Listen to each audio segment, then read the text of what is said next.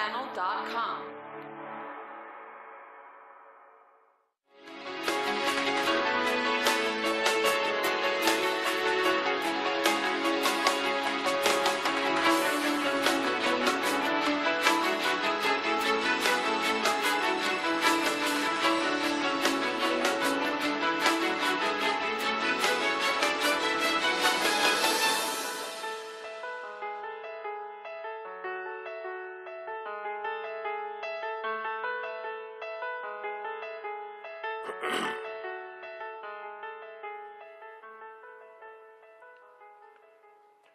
Welcome to Jesus or Muhammad, where again we talk about issues relating to Jesus and Muhammad, Christianity and Islam, the Bible and the Quran, because we are convinced that when the evidence is laid on the table, the evidence is clear.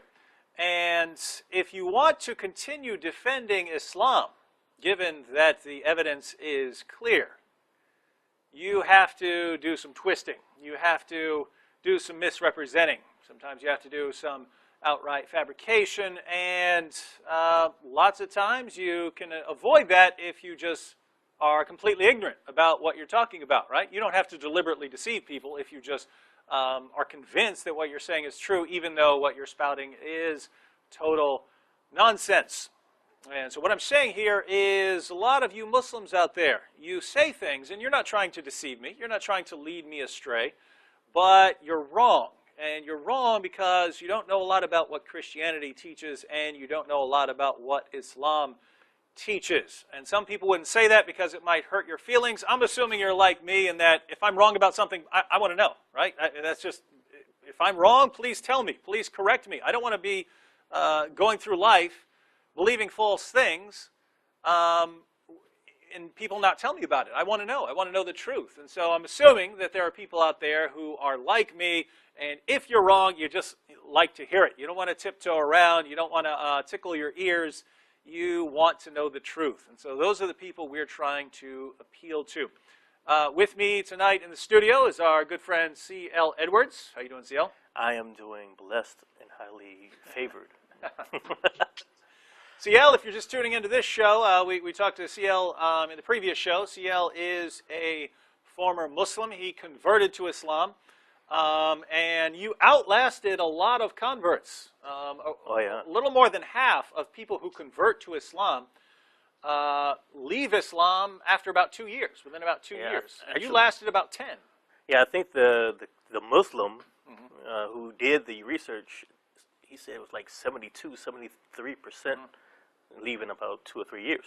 Yeah, so people convert to Islam. They hear, because why? Because you hear, oh, Islam teaches that God is one, and hey, you want to worship one God, right? Oh yeah. And especially if you're a Christian, because if you attack the deity of Christ, attack His sacrificial death, then what are you left with? You're left with God, a bunch of prophets. What's that? Oh, that's what Islam teaches, right?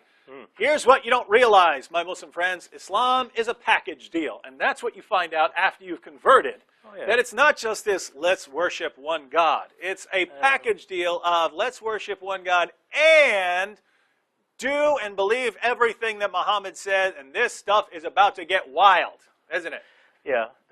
Well, you know, when they told me about Tawheed, no one actually told me about the part about Muhammad being made out of the light of Allah and his name being written on the throne and all that. I bet they didn't tell you a lot of things when they were when you were converting.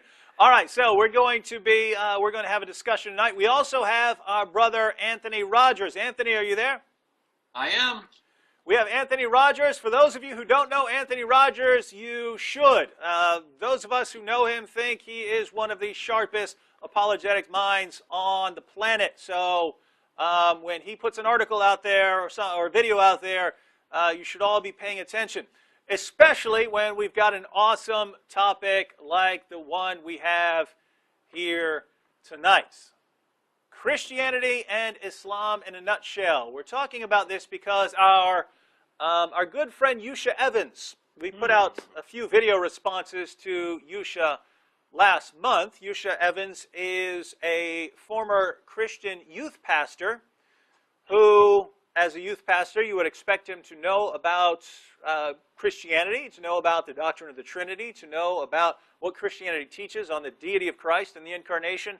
And last month, we went through, it took us 4 entire episodes to scratch the surface of the errors in this one presentation that he gave, his top 10 reasons that Jesus is not God. We went through every one of his claims and showed how Yusha doesn't know a lot about Christianity. And I don't mean that he was disagreeing with us on certain points. He seemed to have no clue what Christianity even teaches on certain doctrines. On the Trinity, he didn't know what the Trinity was. He didn't know what he knew that it has something to do with threeness and oneness, but beyond that, he did not know what the doctrine of the Trinity is. And this is a guy who's representing himself as some kind of expert in Christianity because he was a youth pastor. Well, Yusha put out a nice little tweet, and that tweet is going to be the topic. And here, once again, it will probably take this whole episode to go through the errors. But he sent out a message titled Christianity in a Nutshell. Can we get that up on the screen? So we have this message, Christianity in a Nutshell. Let's go ahead and read it, and we'll put it back up on the screen a couple times during the program, because we're going to go through this and see, is this really Christianity in a nutshell? And then we'll also, as we go along, we'll decide how this compares with Islam in a nutshell. So the tweet says this. So this is from Yusha Evans, former youth pastor, who is paid to go around the world speaking.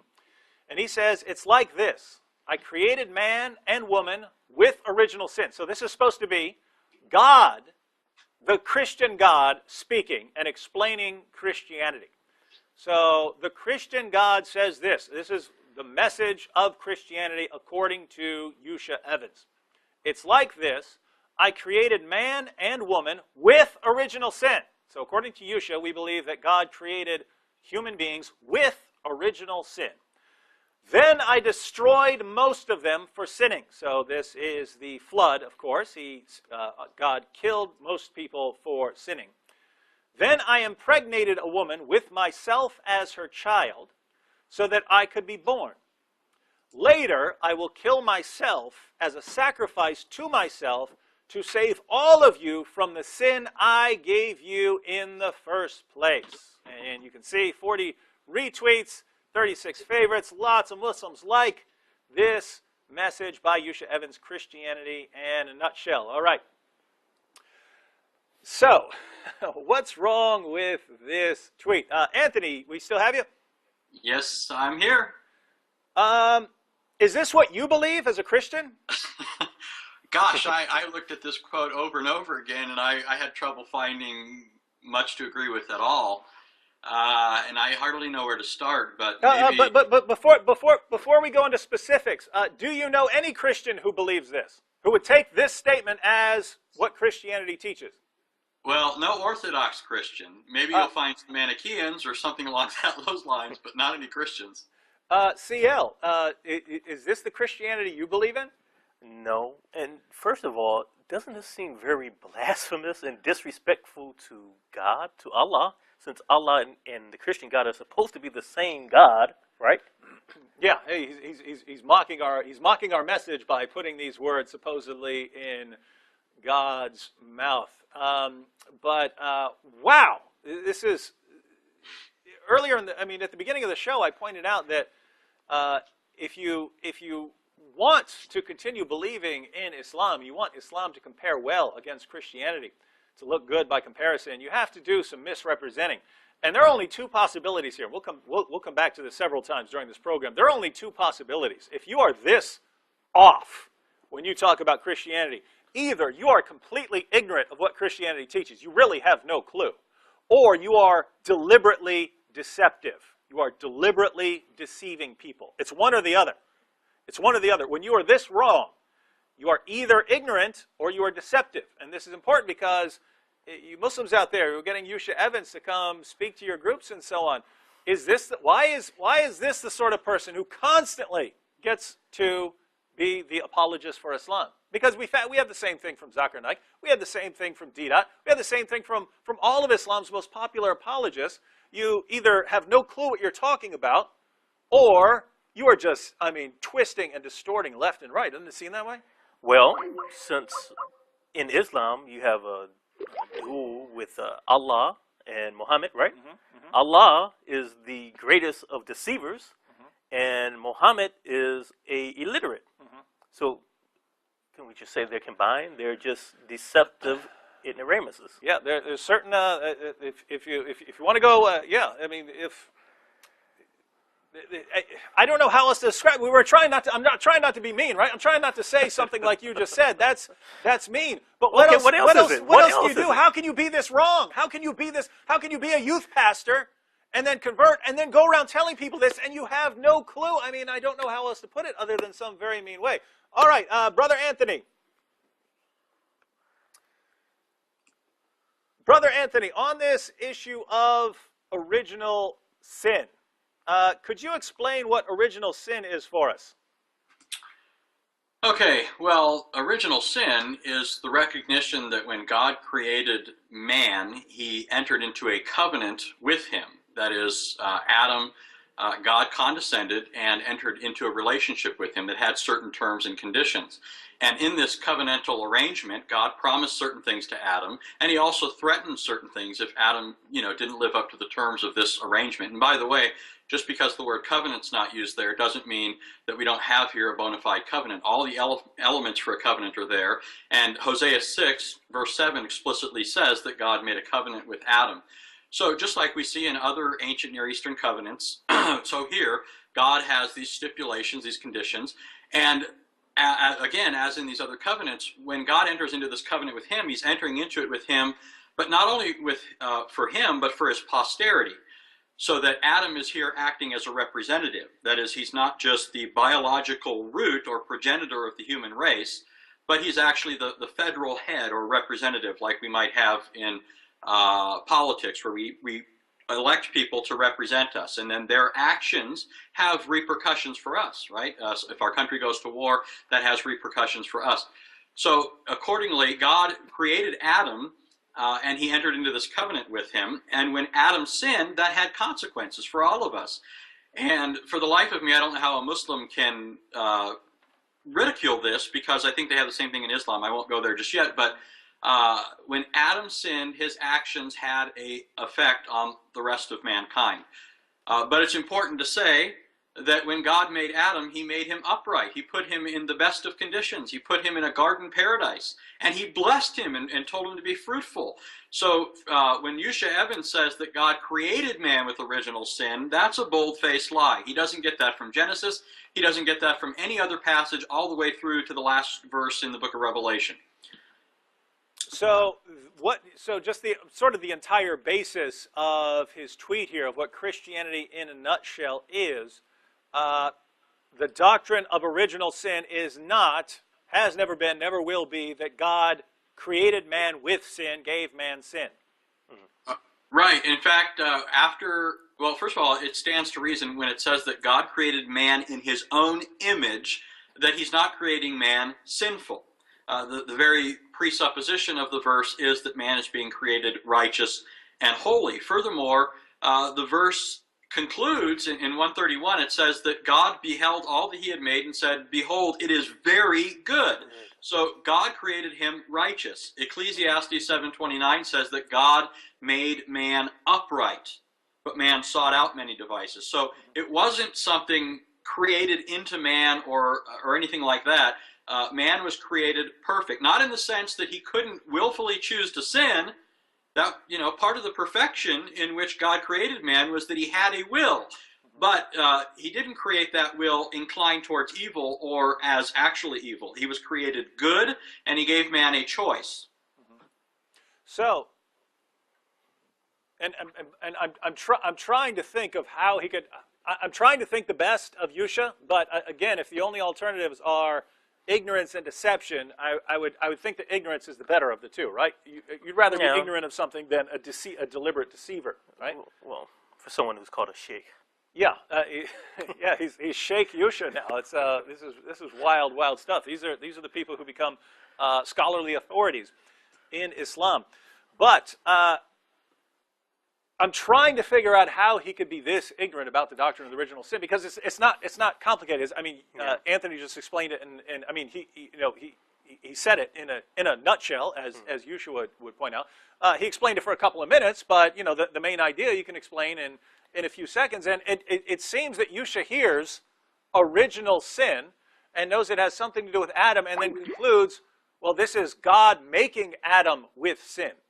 And I mean, this is theology. This isn't even the 101 level. This is before. This is like the kindergarten level of Christian doctrine, of what, original sin. There is an original sin. There's the first sin, and then it's the relationship of that sin to the rest of us, that it is connected to the rest of us. It affects all of us, right? I mean, and that, as Anthony pointed out, and as we'll show on this program, Islam teaches that version of original sin. Islam teaches that Adam's sin affected all of us. Just to give people an idea here, just before we even dig down into how it really affected people according to Islam, on a simple level, where's Adam created according to Islam? He was created in Jannah. He's created in Jannah. So why was he put here on earth? I've asked Muslims that numerous times. The answer I get is, well, after he sinned and he was kicked out and sent down to heaven, that's the majority view, that he was sent down to earth. There are some scholars who actually said that he was on earth originally, the paradise was on earth. But they say that he was put out because Allah planned already to put him onto the world and out of the Jannah. It had nothing to do with him sinning. I would have to go with the majority view, and let me go ahead and read a Quran passage here, because again, this is the simple response to that. Chapter 2 of the Quran, verses 35 to 38. Chapter 2, verses 35 to 38. And we said, this is Allah speaking, and we said, O Adam, dwell you and your wife in the garden, and eat from it a plenteous food, wherever you wish, and do not approach this tree, for then you will be of the unjust. But Satan made them both fall from it, and caused them to depart from that state in which they were. And we said, get forth, some of you being the enemies of others. And there is for you in the earth, an abode and a provision for a time. Then Adam received some words from his Lord, so he turned to him mercifully. Surely he is oft returning to mercy and merciful. We said, go forth from this state, all. So surely there will come to you a guidance from me. Then whoever follows my guidance, no fear shall come upon them, nor shall they grieve. Here's where you are, Adam. You're living in this state of bliss, but you sinned because you were deceived by Satan, and now I'm kicking you out, and you're going to live in the world. Yes, one preceded and one action followed directly. Where are we born, CL? We were born on Earth. Where are babies born? On planet Earth. So, Adam sinned, and his punishment was to live here on the earth. Yes. And this is where babies who are born in original innocence are born, right? Yes. Yeah. According to Yusha Evans. Yeah. Now, do you see the problem here? Yeah. Babies are innocent. They shouldn't be born in the place of this earth. The only reason babies are born in this world where you don't have the heavenly bliss, you have, sufferings and problems and so on, is not because of their sin, because according to Yusha, they're sinless. They have no original sin. Well, why are they here? Because of Adam's sin? Yeah. We're all here because of Adam's sin, according to the Quran, ladies and gentlemen. How can you say Adam's sin didn't affect the rest of us? Anthony, I really want to show that there is a religion out there that actually does teach that human beings have original sin in the sense that Yusha says, where God created them to sin. I want to show that. I want to show there is a religion to teach that. I want to know if you had anything else on the point of original sin to share before I go into that. Yeah, just to highlight one thing. Notice that he's complaining because according to him, he thinks that we say that God is punishing people for the sin of Adam. So Adam's sin is imputed to them, and he doesn't like that concept. But notice that on his view, people are being punished for a sin that's not imputed to them. So in other words, as you said, babies are born innocent, and they're being punished then for a sin that they're innocent for. We're saying that we suffer the consequences of Adam's sin, that there's a relationship there between us and Adam that justifies us being held accountable, namely because he's our federal head and representative by virtue of the covenant God made. But there is no covenant there in Islam. Men and women are simply righteous, and yet Allah is punishing them then for being righteous. I mean, I don't see how that is something better than the misrepresentation that he's laid at our doorstep. And you're absolutely correct. I mean, those of you out there, just think about what Anthony just said. Babies are born, and they don't always have good, comfortable lives. Some of them are born with diseases. Some of them don't survive. Some of them die before they're even born. Why? Because they're born in this world where there is suffering. We're not in a heavenly bliss now. According to Islam, why are those babies suffering? Because of Adam. But wait a minute, I thought Adam's sin I thought this didn't go to the babies, right? I thought they're born in innocence. They haven't sinned yet, right? So why are they're suffering because of Adam's sin? Do you see how if you really don't think about this stuff, you end up blurting out things like Yusha Evans says, and then you're actually mocking your own religion and you don't know it because you haven't studied it and you haven't thought about it? Well, I was going to say your point.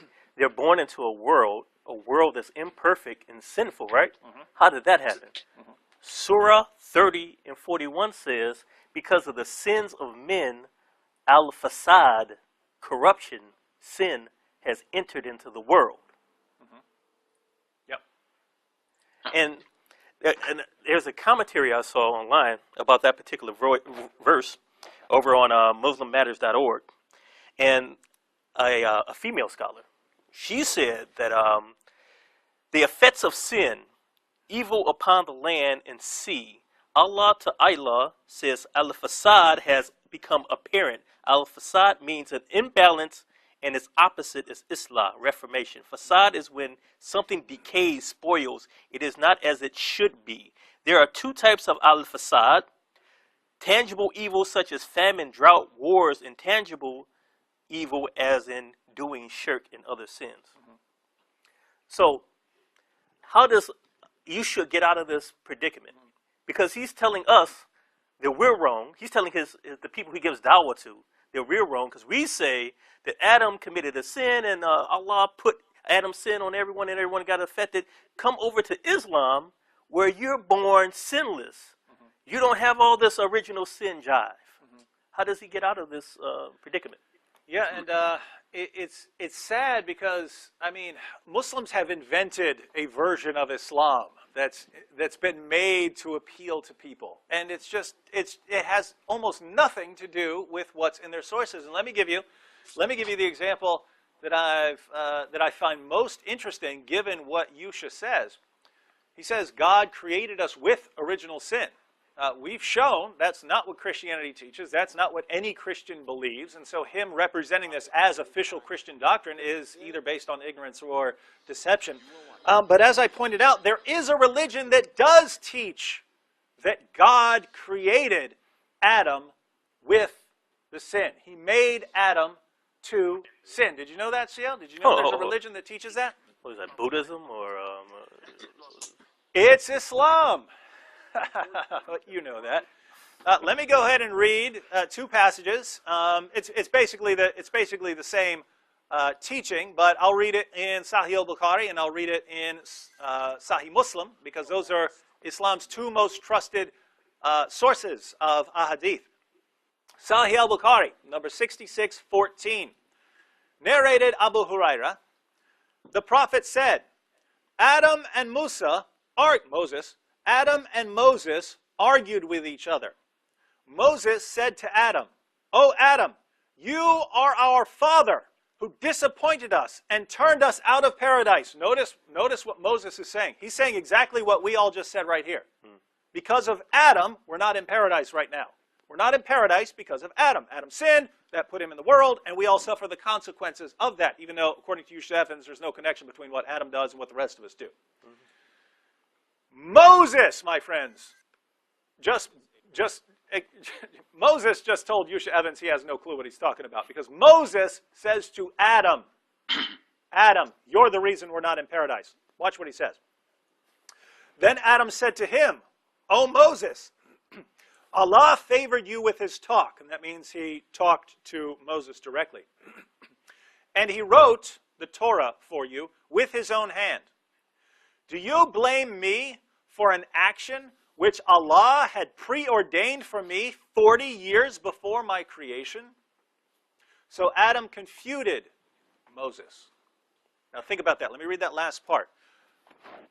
Again, Moses says to Adam, Adam, you're the reason we're not in paradise. You're the reason for all this suffering. You're the reason all of this has happened to us. Your original sin is what caused all of this suffering, Adam.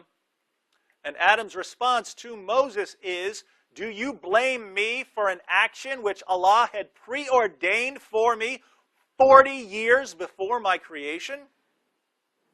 And Muhammad says, Adam refuted Moses. Now think about this. What was Adam's defense of his own action? Don't blame me. Allah preordained me to do that. Allah preordained me to do that. Why did Adam sin? Because Allah preordained him before he was ever born to do that. Can you escape the will of Allah? No, Allah wrote everything that would take place before he even created the first molecule or atom. And here, this isn't simply foreknowledge we're talking about. We're not talking about foreknowledge. God knew that I was going to sin.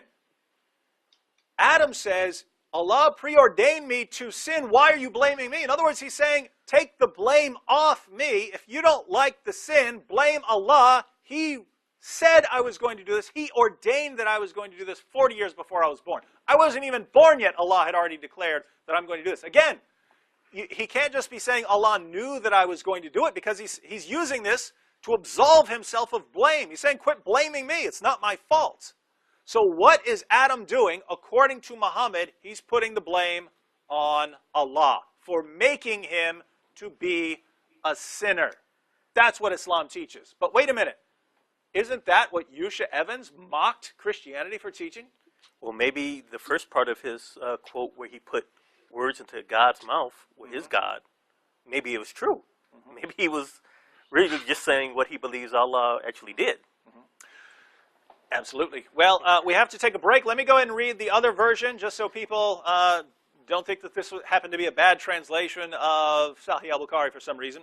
Sahih Muslim, and there are several versions of it in Sahih Muslim. I'll read Sahih Muslim number 6410. Abu Huraira reported Allah's messenger as saying, there was an argument between Adam and Moses, and Adam got the better of Moses. Notice, who wins the argument? Adam got the better of him. Moses said to him, you are the same Adam who misled people and caused them to get out of paradise. This is Moses talking to Adam. Moses, you misled people. You caused us to get out of paradise. Adam said, you are the same Moses whom Allah endowed with knowledge of everything and selected him amongst the people as his messenger. Moses said, yes. Adam then said again, even then you blame me for an affair which had been ordained for me before I was created. Moses, you're so knowledgeable, and yet you're blaming me for something that was ordained before I was even created? Is there a religion that teaches that God created people to sin, CL? Well, I guess it's Islam. Undoubtedly. And Yusha mocks Christianity for teaching something that Christianity has never taught, and even worse, it's something that Islam does teach, but Yusha doesn't know enough about Christianity to know that's not what we teach, and doesn't know enough about Islam to know that's what Islam does teach. Welcome to the wild and wonderful world of Islamic apologetics. We're going to get back to the tweet here in a moment on Jesus or Muhammad. Welcome back to Jesus or Muhammad. We're talking about a tweet from Sheikh Yusha Evans, who is a former Christian youth pastor. We've been talking about a tweet he sent out on Christianity in a nutshell, where he tries to explain what Christianity teaches and just gets it all wrong and doesn't realize he's actually condemning his own religion. We're going to get some more thoughts on Islam and original sin from Anthony and CL here in a moment. We do have a call, so instead of letting them pile up till the end, let's go ahead and take this call now. We have Gina on the line. Hello? Hello. Hello? Can you hear me? Yes, we do. Yeah, hi. First of all, I wanted to thank you for this incredibly important program. And I have just one comment. I just watched your show on Yusha Evans before and on Yusuf Estes. My personal opinion, of course, you cannot get inside heads of these men to tell what they are. But I personally believe that both of these men, Yusha Estes, Evans and Yusuf Estes, they are atheists. They are not Christians. They are not Muslims. They don't believe in God. They are just making money. Okay, they can say anything to make some bucks. That's what I think. I don't have any other explanation for their deceit and it's not blunder. This outright deceit. That's what I think. That's all what I wanted to say. Yes, thank you, sister. And I see where you're coming from because it's very confusing as to how someone could be this wrong. And you know, it's one thing to be wrong, but the point is, if you send this refutation to Yusha Evans and show him this is not what Christianity teaches, but it is what Islam teaches, is it going to make a difference to him? Is he going to apologize? Is he going to acknowledge his ignorance to his followers?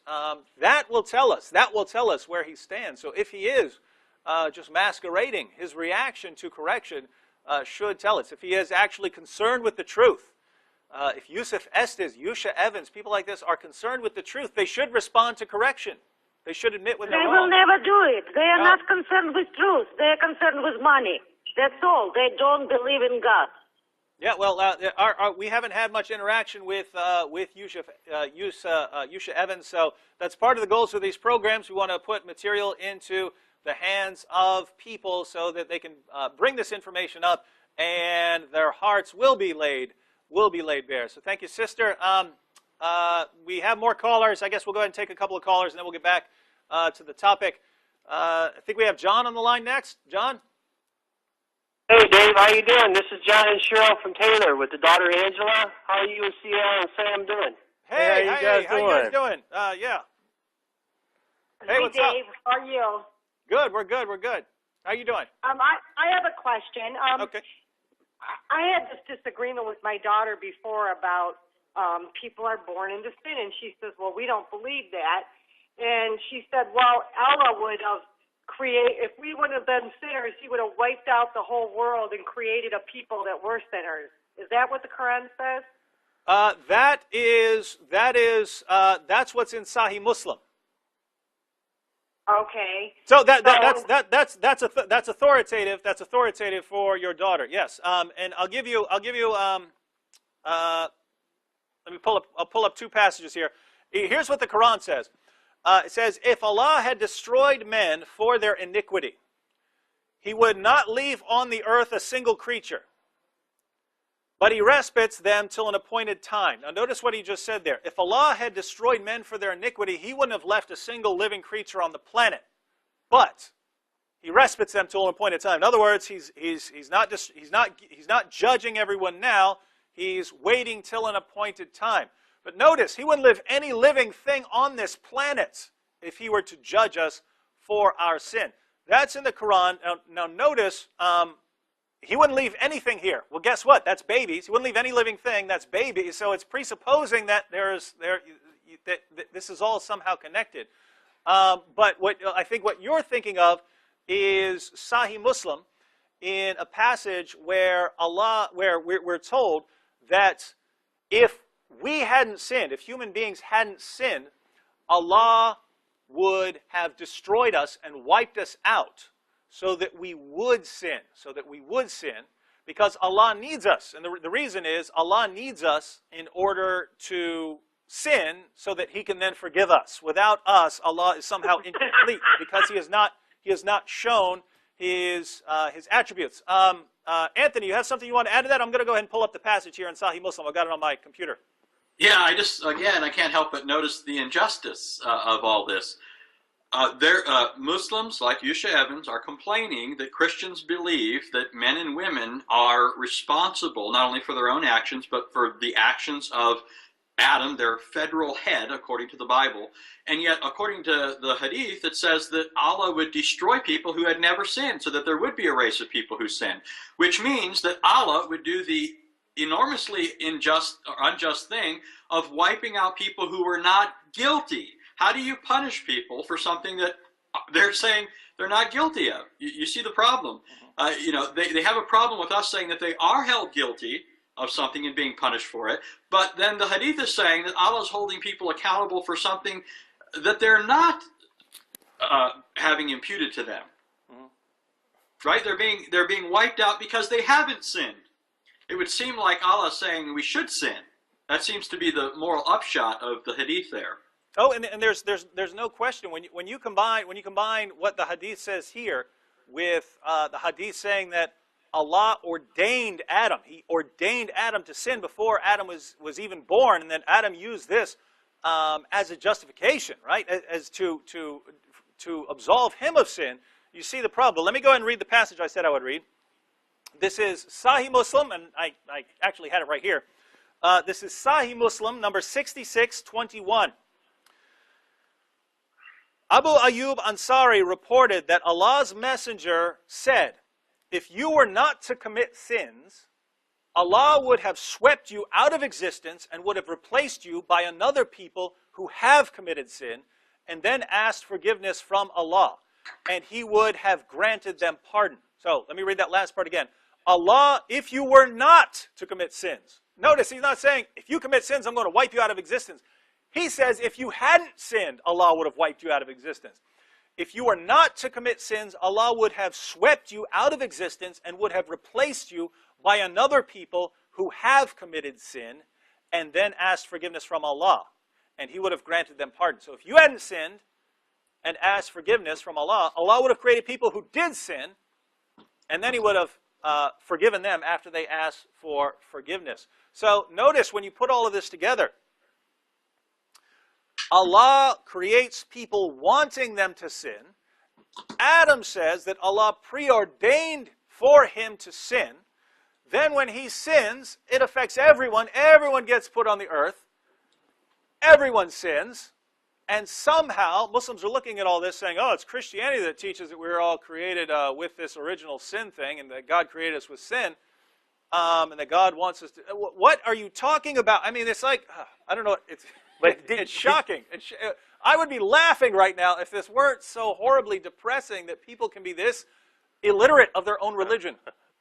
But did you notice you quoted before that Allah said if He were to punish man for their sins, He wouldn't leave anything on the earth. But He's going to delay that. He's not going to punish them. But then you read the hadith saying if man didn't sin, He would immediately get rid of them. You're better off sinning. You are better off sinning because at least then you get to exist for a while, right? And this is what they attack us for. You still on the line? Sam. Hello.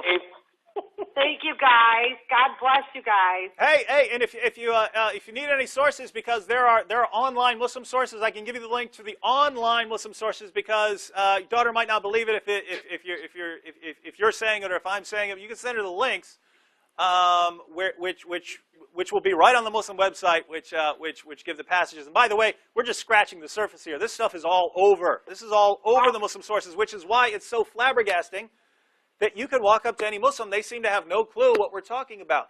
And what's most...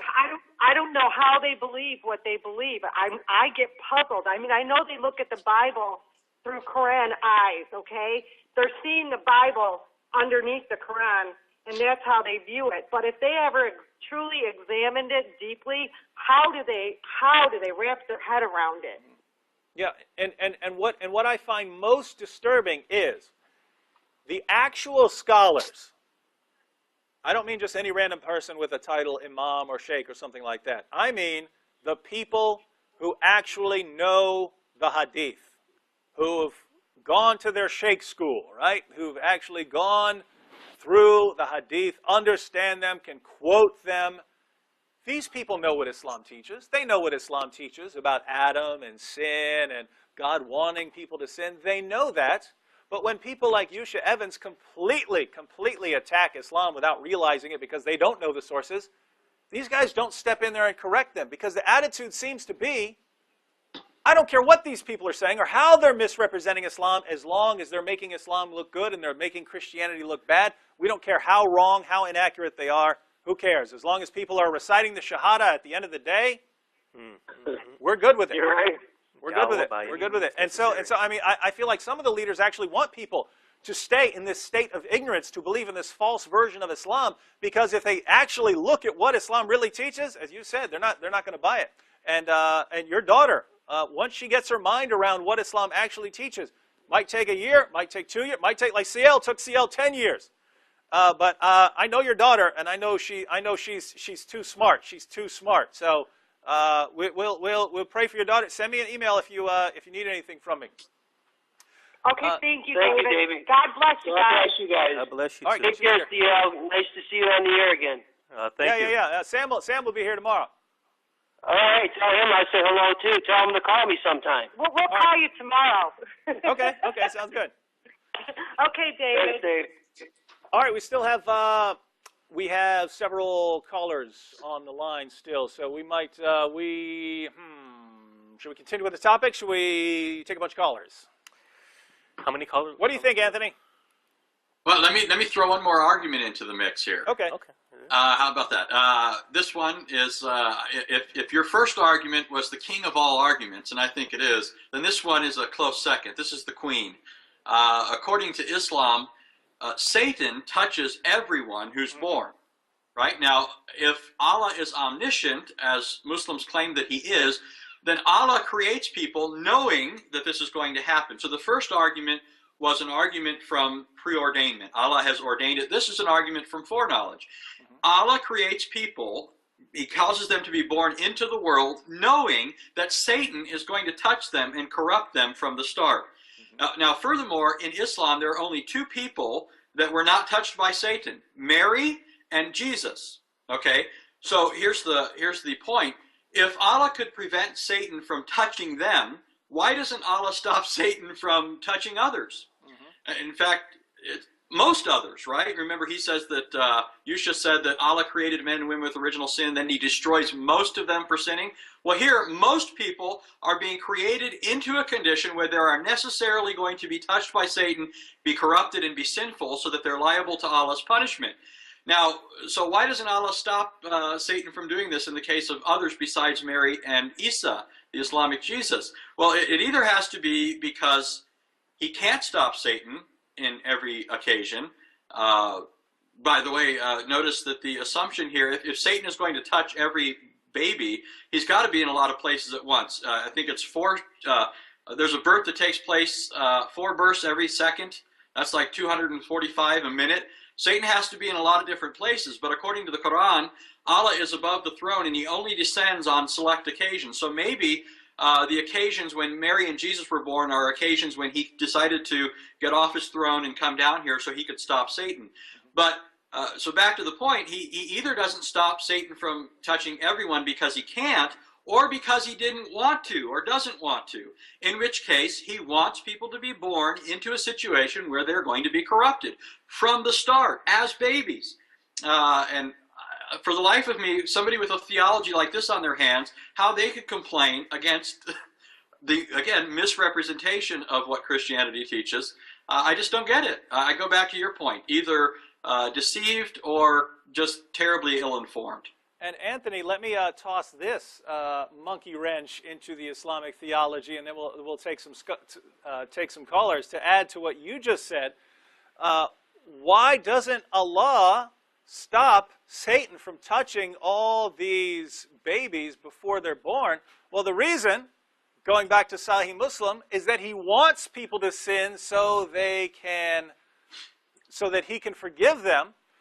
And he's so desperate for people to sin so that he can show forgiveness to people that he threatens to wipe people out of existence if they refuse to sin. Well, if Allah wants us to sin so bad that he threatens our absolute destruction if we refuse to sin, who is Allah's ultimate nemesis? That would be someone who refuses to sin. Right? Right. So who is Allah's ultimate nemesis according to Islam? Whoever refuses to sin, and that would be who? Jesus Christ. Mary So Jesus would be the ultimate enemy of Allah because Allah wants people to sin, and he wants people to sin so bad he sits there letting Satan run in there and touch them. He preordains Adam to sin and then makes it affect everyone else, and then for some reason Jesus doesn't get touched. Jesus turns out perfect, and that makes him the ultimate nemesis because now Allah can't forgive him for sin because he refuses to sin.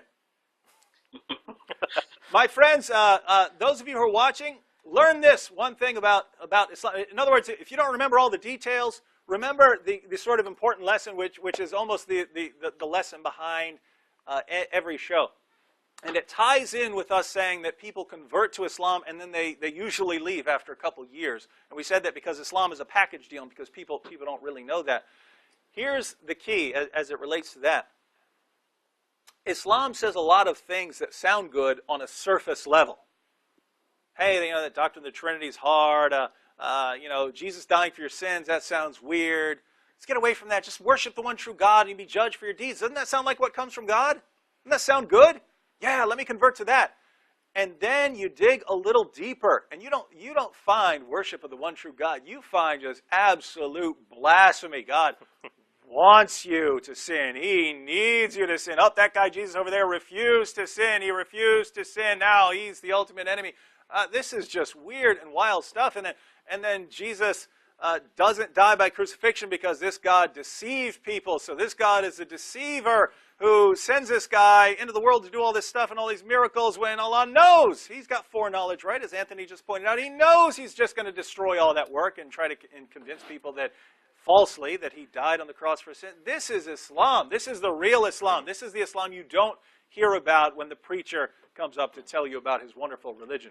Well, it seems to be a theme through this last program and this one. Allah just does whatever he feels like doing, and there's no rhyme or reason why he does. He just, kind of like the people of Noah, right? Mm-hmm. The people during Noah's time did whatever was right in their own eyes, and Allah is kind of the same way. He just makes up rules, and he'll change the rules for some people and not for other people, and punish some people and not punish some people, and what?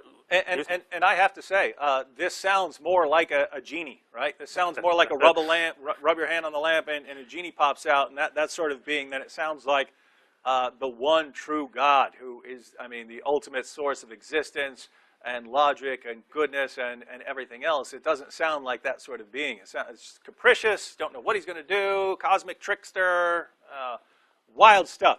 All right, let's try and take a couple more callers, rapid fire. I'll hand some of these off to Anthony and CL. I think we have Rick on the line next. Rick, are you there? Yeah, I'm here. Hey, what's up, brother? Yeah, I'd like to say God bless to Anthony and Sam and the rest of the group. Keep up the good work. And I also like to give a shout out to Radical Moderates Room, which I'm in right now. We're listening. And my question is for Joshua. Being a former youth leader, he knows for a fact that Jesus was a Jew. So my question to him is, why doesn't Islam destroy Jesus because he's a Jew and all Islam hates Jews? So that's my question. Well, I would just to give you the Islamic perspective, a Muslim would say that they don't hate Jews. That Jews actually have a privileged position in the Muslim scriptures because they have received revelation. So, if you were to put a hierarchy, here, you'd have pagans, polytheists, atheists, things like that down here. Then you have the Jews and the Christians, the people of the book. Then you have Muslims up here. And if you're a pagan or a polytheist, if you are given the message of Islam in a context where Muslims have the power to punish you for not accepting it, your choice is convert or die. Those are your options. Right. If you're a member of the people of the book, you're supposed to have another option, which is to become subjugated under Islamic rule and to pay tribute in acknowledgement of your inferiority. So here's what you can say. Here's what you can say. Jews who reject Muhammad's teaching. The Quran calls them the worst of creatures. That's Surah 98, verse 6. People of the book who reject Muhammad's teachings are the worst of creatures. But Muslims would say that's not Jesus because he was a good Muslim. Because he was a good Muslim. So it's not just are you racially a Jew. It's have you accepted the truth of Islam? And Muslims would say that Jesus did accept it and he was a prophet of Islam. Problem is that doesn't line up with anything we know whatsoever about Jesus. So, and the only way Muslims can try to explain away why that is, they have to argue that God tricked and deceived people into believing in crucifixion. The Apostle Paul joined in the deception and covering up Jesus' message, and you just end up with this massive theological mess. And that theological mess, my friends, is what we want to share with our Muslim friends. And that's why we're talking about, original sin and Yusha Evans not knowing what he's talking about, and, the last program comparing Paul and Muhammad. Every which way you look, if you start, Islam can only win someone's heart or mind if there is a massive level of ignorance. Usually some deception helps, and keep everything at this bare, superficial level of Christianity sounds kind of hard to understand. Islam sounds easy to understand. But you have to keep people from digging deep, digging into the sources. Once you dig into the sources, all of this weird stuff starts popping to the surface. And so Muslims aren't going to hear that. Muslims aren't going to hear this from their leaders. They're not going to hear this from their scholars. Again, I think their scholars want to keep them in this state of ignorance. And so, my brothers and sisters out there, the task falls to us. We are the ones who have to get this through to our Muslim friends, right? This is true. Right. Now, I'd also like to give a shout-out to Misty in the room and Ruhi. Yeah, we listen to your programs whenever they're live, and we're backing you 100%, praying for all you guys. And I'd just like to say that I was a Muslim for 4 years now. I'm an ex-Muslim. I was born a Jew, and I've accepted Jesus Christ as my Lord and Savior. So once again, God bless you and your crew, and keep up the good work, and don't give up, brothers. Well, good. That's encouraging, brother. We really, when we talk to Muslims, sometimes they can be so stubborn, right? So absolutely stubborn when we are laying things down. And let me put it this way. Some of you, Yusha Evans, you could have him right here in front of us. And I believe if you were to say, no, Christianity teaches that, I could quote him 50 passages of the Bible, and he would still say Christianity teaches that God created us with sin, even though the Bible doesn't say that at all. And when we show him that is what Islam teaches, he will deny that that's what Islam teaches, no matter if it doesn't matter if it's his prophet talking. It's just this weird, absolute, just shield. This shield in front of this absolute barrier around their heads. And so that could be really depressing. And so to hear you say, when we hear you and CL and others have escaped from this, encouraging. What were you saying, brother? I said, he's going to deny the truth until he stands before God, and he's going to hear, depart from me, you workers of iniquity. I knew you not. He's going to say, well, Lord, didn't I do this, that, and the other? And God's going to look at him and point down, well, next, Well, I'll pray for the guy, that he changes his mind and accepts Jesus Christ as his Lord and Savior, and that the Holy Spirit fills his heart and changes him back to what he should have been in the first place. Yeah, we certainly hope so. And by the way, that's part of the reason we're doing these shows. On the one hand, we want to show others how Christianity is being misrepresented and how Muslim speakers and apologists don't even understand Islam. But at the same time, we hope people bring this to Yusha, and we'll certainly leave a message for him. Hey, we've done a response to your tweet. So we hope this gets through. We hope he realizes, wow, this I've been attacking for Christianity for things it doesn't teach, and Islam does teach. And wow, what have I done? So anyway, we're hoping that, we're praying that. We'll see what happens. All we can do is preach and pray. All right, well, we have to take another break here in about 2 or 3 minutes. Let's try and take one more caller really quick. Michael, we have Michael on the line? Yes. Yes, can you hear me? Yeah, you sound really quiet. Can you turn them up? Okay, I'm sorry.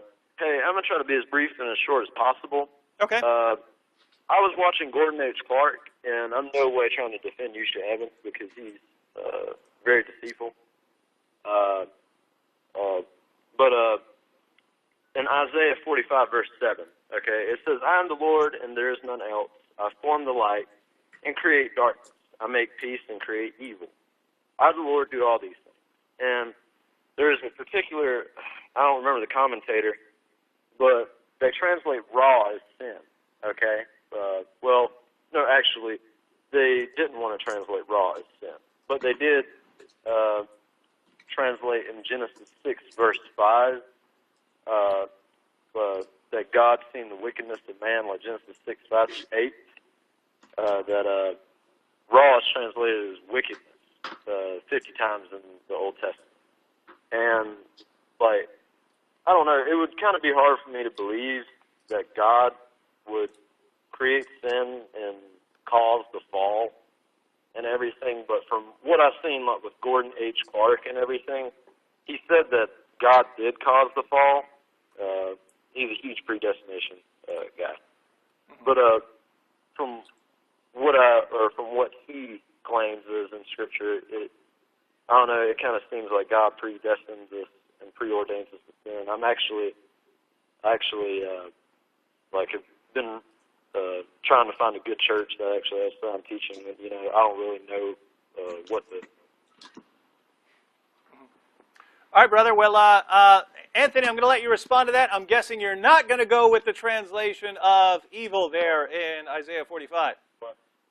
Right. Well, first of all, let me just comment. He mentioned Gordon Clark. Gordon Clark is well known as a Christian philosopher. I don't buy much of his thought, but he's trying to grapple with the issue of how the origin of evil. And all Christians have to recognize that reality only exists because of God. And part of what is true of reality is that there's evil. The issue is, does evil come into existence by God actively doing something? And all Christians, Orthodox Christians, would say, no, that's positively not the case. He mentioned Isaiah 45:7, and the word ra in Hebrew is used in a variety of ways. In fact, the word is not only used as to mean evil. In some cases, it refers to adversity. And it's even translated as ugly in certain passages. So you got to do a lot more digging and working with the text to see exactly what use is best there. But the point is the term has a wide range of meanings according to the lexical sources. And there's no sense in which God is being attributed with doing anything evil. And in any case, it doesn't address the issue of original sin, because in Genesis 1, we're told that God created man righteous. He created man holy. He created man good. He created man upright. So that would be my reply to that, though there's more that we could get into. Obviously, there's some deep theological issues here, too. But and Anthony, just as far as that passage in Isaiah 45, I'm guessing you would interpret the usage there as God can bring destruction on people or calamity or problems for people. Right. Because of their sin, not making the sin to begin with, right? Right. We sometimes, in fact, you could even use the word evil there, but then it has to be properly understood. It would be referring to a disaster or a calamity, which we would call an evil, right? An evil thing happening to us. Not in the sense of a moral evil, but in the sense of a judgment that we don't like, that's not good. And God is certainly in control of all things, and he does punish wicked people. And that's not a moral evil. That's because he's righteous and holy.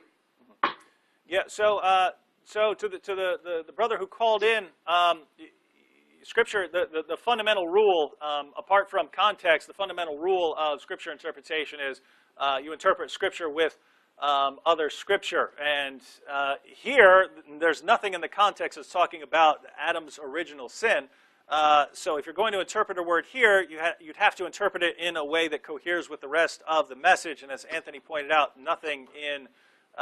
there's nothing in the fall of Adam that would indicate that God produced it. So what you have is, you would have certain philosophers or theologians who, wrestling with the idea of evil or something like that, trying to work a philosophical or theological view into that verse. But the bottom line is that's not a Christian. It's not a Christian teaching. It has to come from outside of Christianity to be trying to incorporate it in there. All right.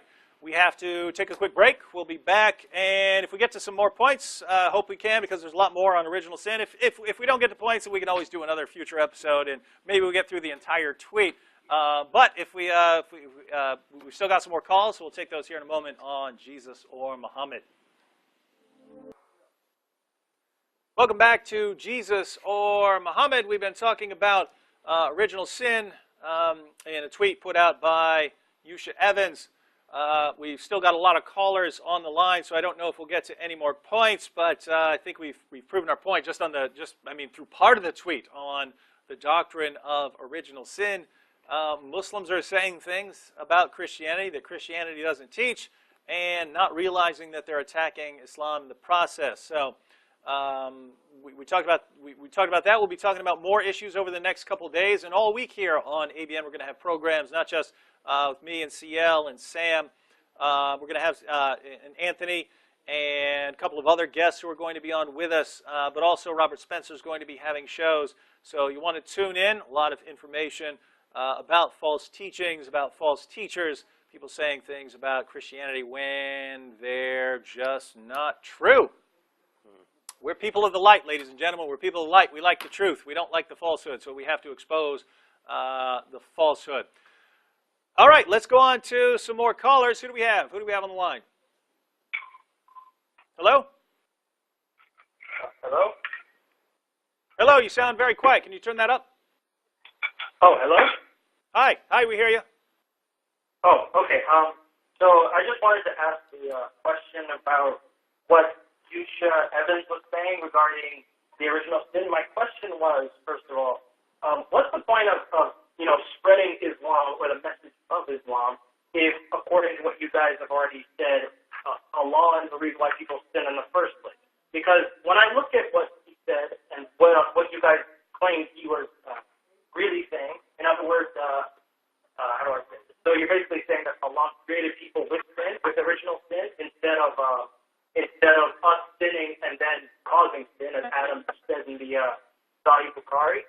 So what I'm trying to figure out is, what's the point of trying to tell people about Islam or trying to convert them to it when Allah seems to have predestined that we sin anyway? So wouldn't that make you in defiance to Allah's plan if you're telling people about it? Because if you read like Quran chapter 2, when I read it, it was showing all these verses in the very beginning where it says, Allah causes people to disbelieve and stuff like that, and we increase their disease and whatnot. If you read like verse 6, verse 10, or verse 15. So isn't Yusha Evans technically in defiance to Allah by telling people about Islam if people are already destined to believe or disbelieve?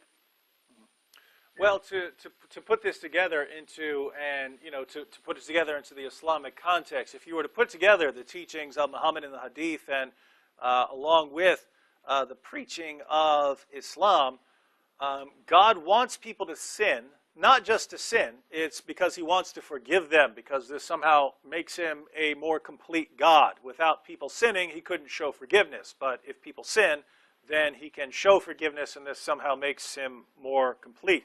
It also makes him dependent on human beings for part of his nature. Would you want to add something before I continue? If you believe in a Unitarian God, wouldn't he need some other beings to exercise the attribute of mercy? Yeah, he's lonely, so he needs someone else. But as far as the preaching of Islam,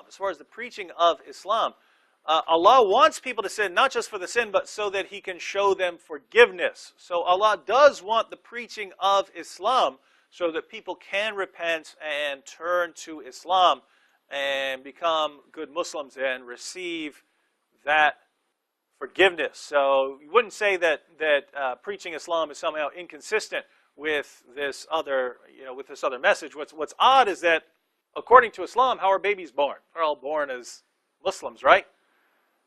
And then their parents lead them astray. That's why people say they reverted. They don't say they converted to Islam. They say they reverted to Islam. They were already Muslims when they're born, and then later on they were led astray, and then they go back to it. But the reason here's the point. If the point is becoming a Muslim, well, they were already Muslims. They're already Muslims.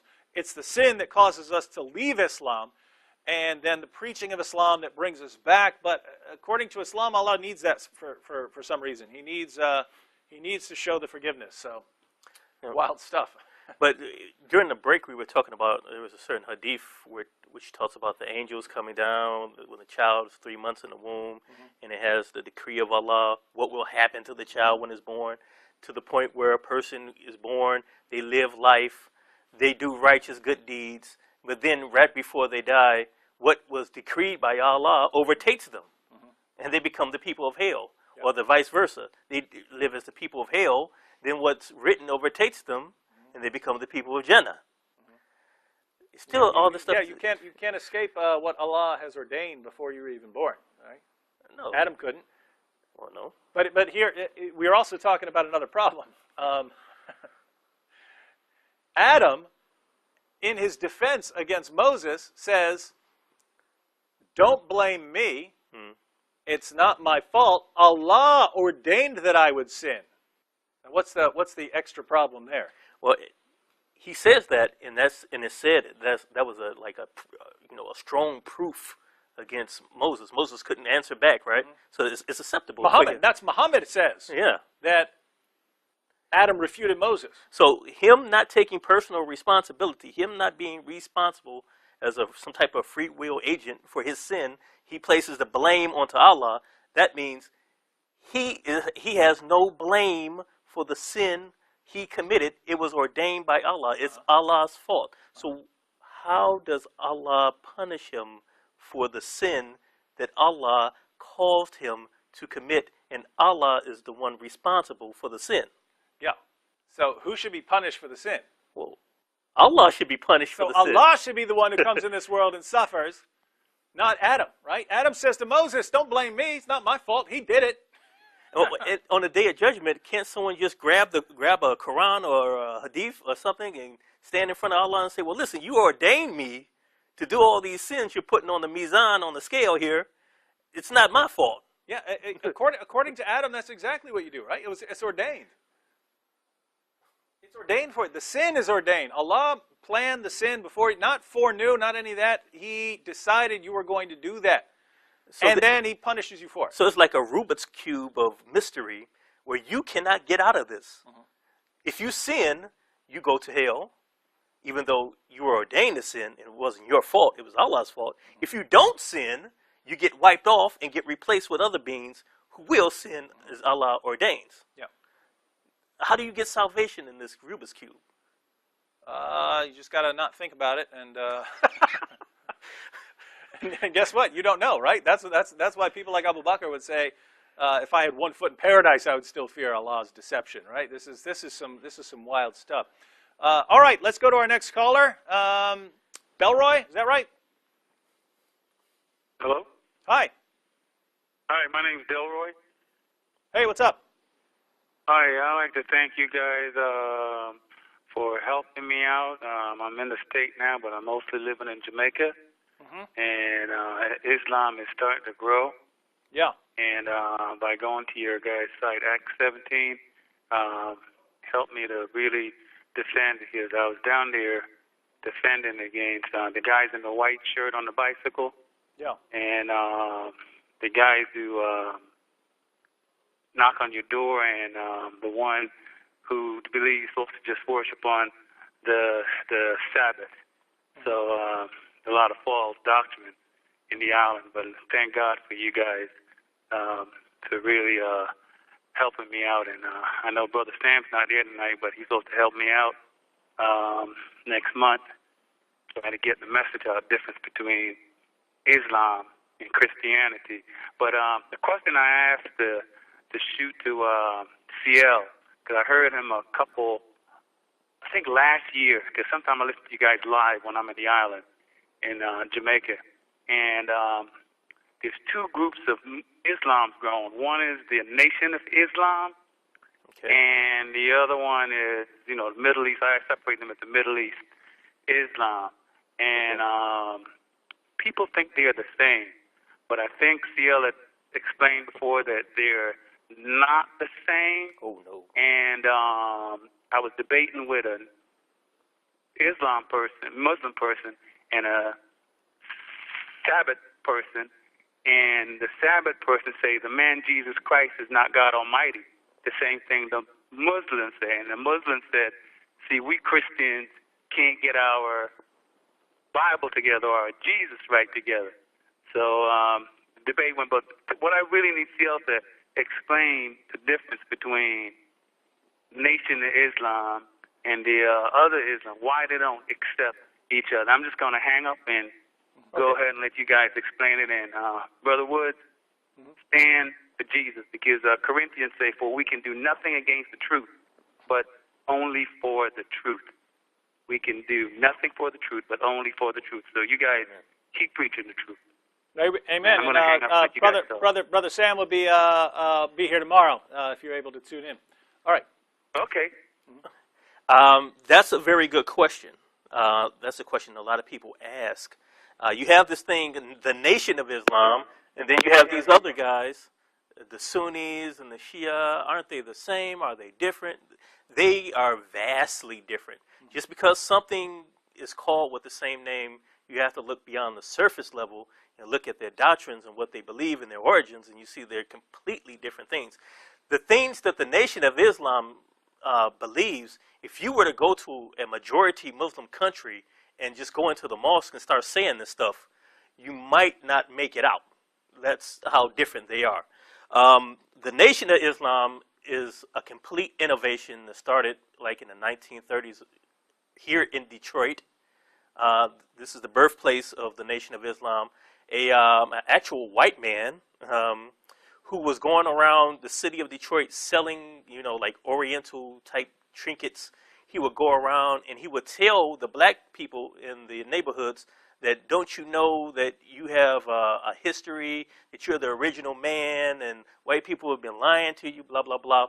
And he started to get some disciples and followers, so he developed this whole entire religion that became the Nation of Islam, where he basically taught that he was an embodiment or incarnation of God, that the black man was God. Anyone who had melanin, and the more melanin you had in your skin, the closer you were to God, the less you were.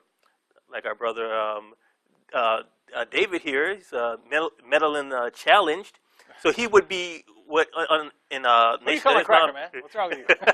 in Islamic doctrine, he would be the devil, because a big head scientist on the island of Patmos created the white Hey, whoa, race. whoa.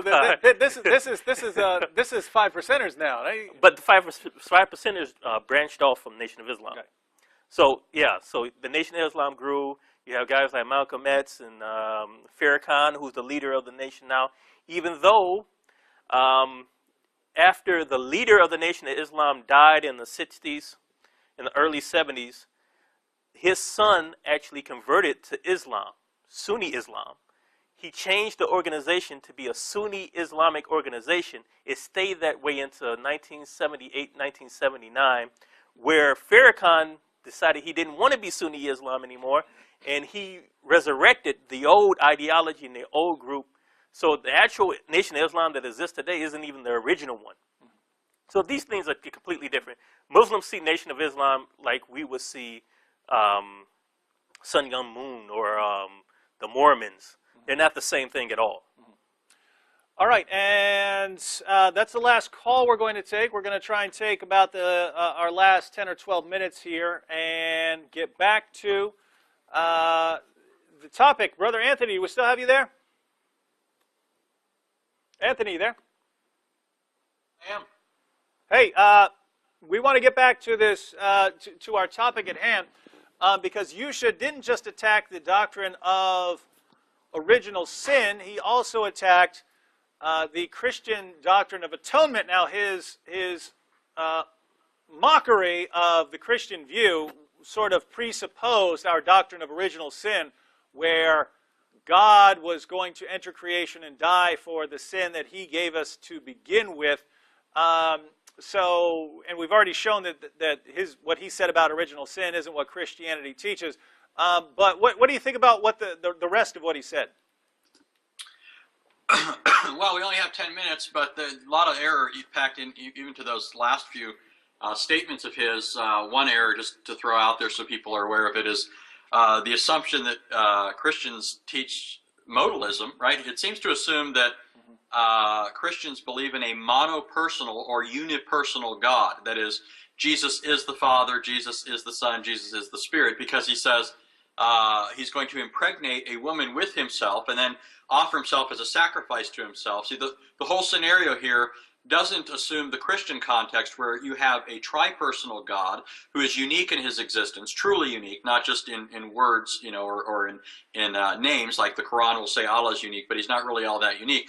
In the Bible, God really is unique. He exists in a tripersonal way, so that you can have the Father sending the Son, and the Son offering himself as a sacrifice on behalf of humanity to the Father. So the Father is the representative of the Godhead, and the Son comes and represents humanity to the Father and offers himself up through the Spirit on the cross. He mocks the atonement here, and are we going to get into the clips? Do we have time for that? The clips from Yusha? No clips tonight. Okay. Then let me just say that he mocks the notion that Christ is going to come and die on behalf of sinners. He's going to offer himself as a sacrifice, and in the first place, he seems to assume that it's no different than a suicide, right? He says, "I'm going to kill myself as a sacrifice to myself." So he sort of conflates suicide and sacrifice, but those are two very different things. Generally speaking, suicide is something that's selfishly motivated, or a self-serving attempt to get oneself out of problems that you don't think that you deserve or you can't handle. But a sacrifice is something that someone does when they're motivated by the good of others, right, at their own expense. Okay, it's altruistic rather than selfishly motivated. So Yusha Evans, how he could get that out of Christianity, especially when he says he grew up as a Christian, when he served as a youth minister, is really incredible, and it's really hard to believe, honestly. But does that cover what you're thinking of? In addition, just to make sure we get this in here too, Yusha Evans believes, as a Muslim, he has to believe, he's supposed to believe, that Allah is going to punish other people who are sinful, right, for the sins that other people committed. Mm-hmm.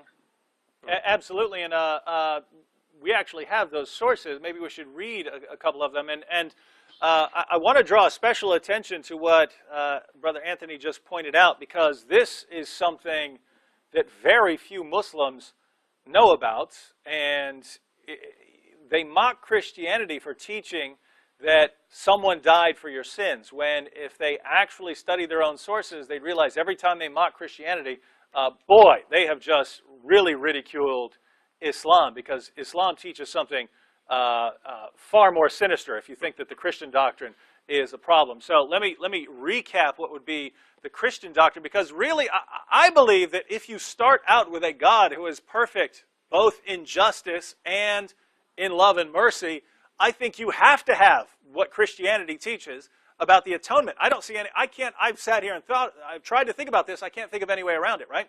So just to talk about that, and then you've got the passages? I got 3 passages from 3 hadith. Okay, so before we go into those passages, human beings sin, my friends, and sin presents a problem, because God is perfect, and he's perfect in his attributes. And what this means is that God's justice is perfect. God's justice is perfect, then he must punish sinners for their sin. You could say, oh, well, he could just let that slide. Well, that would be nice, but that would not be perfect justice. If a judge said, yeah, you ran the red light, but I'm going to let that go, that would be nice of that judge to do. If I'm the one in court, I would hope he would do that. But I could not walk out of that court and say, boy, that was a perfectly just judge. A perfectly just judge is not going to let you walk out without punishing you for whatever it is you've done. So God is perfect in justice, means he must punish all sinners for all their sins. But this means we all deserve hell. And so God, if he's perfect in justice, must punish everyone with hell. But if he's also perfect in love and mercy, he's going to do whatever it takes. And what can you do? Your justice demands that all sin be punished. Your love and mercy says, I want to forgive people. What do you do? The punishment has to be made. And so in Christianity, God enters creation, the Son enters creation, suffers the penalty that we deserve, and so his righteousness is satisfied, and he is exhibited. In other words, what you have is you have at the cross the total intersection of God's justice and his mercy, right? You have the intersection right there at the cross. And Muslims look at that and say, oh, that's horrible, that's evil, that's unjust. How can one person die for the sins of another. What's really sad is if you think about how beautiful this is, and you think about how this affected the early Christian community. Take the Apostle Paul, for instance. There's a wonderful short book called Philemon, where a slave named Onesimus ran away. Right? He ran. He bolted. He bolted from his slave owner, Philemon. He makes it to Rome, where he runs into the Apostle Paul and becomes a Christian. And Paul says, "You're going back." Well, there's a problem. Onesimus is a runaway slave. He goes back. He could be facing all kinds of problems. And also, apparently, he had stolen something to pay for his journey. So when he took off, so he's not only a runaway slave, he has stolen some merchandise to pay for it. The Apostle Paul says, "You're going back," but he sends him with a letter to Philemon because Paul knew Philemon. And Paul sends a letter with him, and in that letter he says, whatever Onesimus owes you, because of whatever he's stolen, whatever he owes you, charge that to my account. I'll pay you when I come. And I want you to receive him, receive this runaway slave, as you would receive me, your friend, the Apostle Paul. So think about that, what Paul just did. Onesimus owes you. I'm not denying that he owes you, but I'm going to pay it for him. I'm going to pay it for him. And when you see him, I want you to think of me. Think about did Onesimus deserve that? No, Onesimus didn't deserve that. That's called grace. He didn't deserve that. Paul showed this man favor that he could have never earned. And that's a small example of what God has done. And you Muslims out there who ridicule our doctrine, do you think what Paul did was evil? This guy's on the run. He can be put to death. Do you think it's evil for the Apostle Paul to say, "I'm going to pay your debt"? That's evil because it's not Onesimus paying it, it's someone else paying it for him? No, of course not. It's Paul willingly paying what another man owed.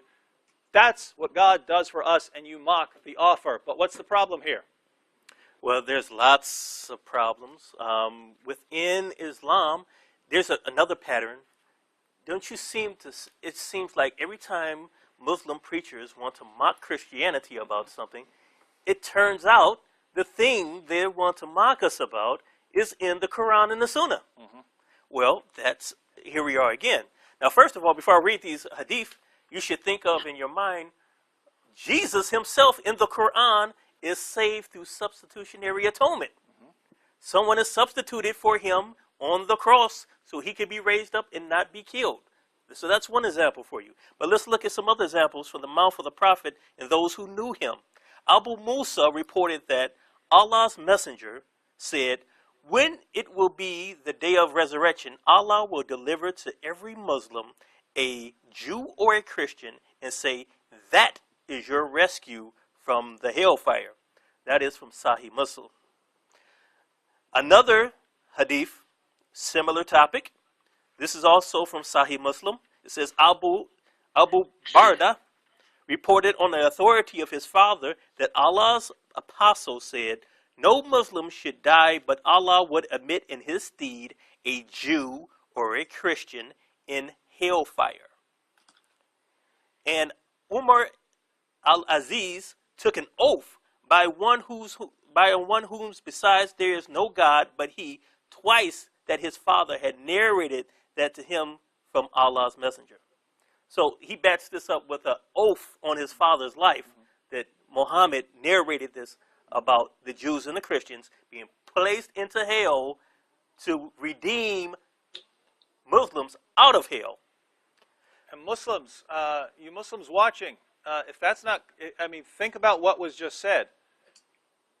Allah is going to punish Jews and Christians for the sins of Muslims. You don't believe that. You mock that. You mock that idea. You think it's horrible, but that's what your prophet said. Let me read one more because I have the book with me. This is from 110 Ahadith Qudsi. This is a Sahih narration. Narrated Abu Musa, Allah's messenger said, "On the day of resurrection," pay very careful attention to this, because if you have a problem with the Christian doctrine of atonement, you should reject Islam immediately after we finish reading these hadiths. Allah's messenger said, that's Muhammad, "On the day of resurrection, my ummah will be gathered into three groups. One sort will enter paradise without rendering an account of their deeds." So they'll just get in, no record necessary. Another sort will be reckoned an easy account and admitted into paradise. So there will be some judgment, but not too bad. Yet another sort will come, bearing on their backs heaps of sins like great mountains. Allah will ask the angels, though He knows best about them, who are these people?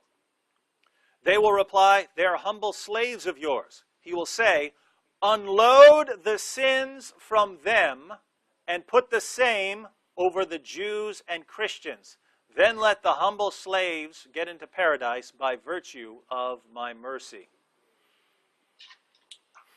Did you catch? Let me read that last part again because I want that to sink in, because you Muslims don't believe that. Even as I'm reading the words to you from your prophet, you will not believe that this is what your religion teaches, because you've convinced yourself that Islam is this doctrine that doesn't teach anything like this. And so when we come to you quoting your prophet, you won't even believe us. You won't even believe what we're saying. So, just to review, 3 kinds of people. Some get to enter paradise without giving any account. Another sort of person gets a very short, it gets a very easy rendering of their account. But what do we have? The third group come, they have sins like mountains. And so Muhammad seems to understand this group, you can't just let this group slide, right? They have sins as heavy as mountains.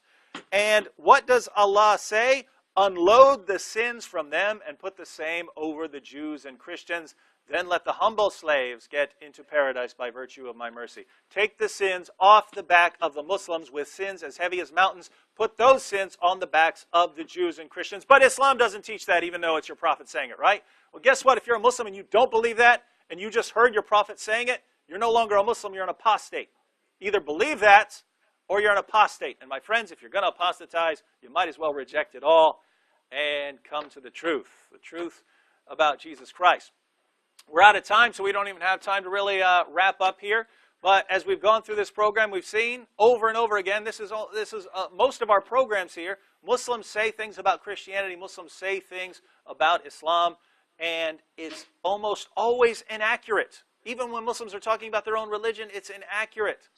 Now, if Islam were really the true religion, would the true religion need to do this? Would the truth need so much deception and ignorance to support it? I don't think so. The truth doesn't need that.